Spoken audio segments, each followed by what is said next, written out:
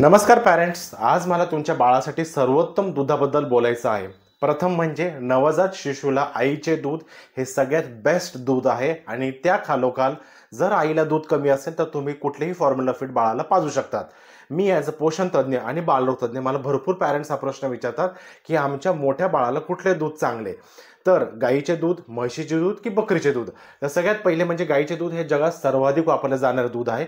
हे calcium, vitamin D चा एक बेस्ट सोर्स आहे जे निरोगी हाडे आणि दातांसाठी आवश्यक आहे। काही मुलांना दुधाची ॲलर्जी असू शकते, म्हणून आपल्या मुलाला गाईचे दूध देण्यापूर्वी डॉक्टरांचा सल्ला घ्यावा।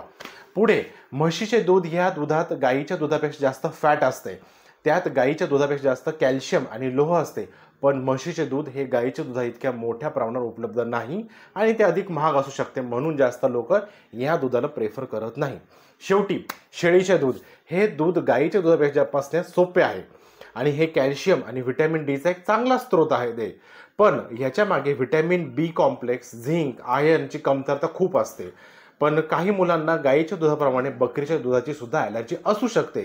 तर तुमच्या मुलासाठी कोणता सर्वोत्तम दूध आहे हे शेवटी त्यांच्या वैयक्तिक गरजा आणि प्राधान्यावर अवलंबून असते। शेवटी तिन्ही प्रकारच्या दुधाचे स्वतःचे वेगवेगळे फायदे आहेत आणि तोटे सुद्धा आहेत। सर्वोत्तम दूध ठरवण्यासाठी तुमच्या बालरोग तज्ञाचा सल्ला घ्या आणि व्हिडिओ बघितल्याबद्दल धन्यवाद।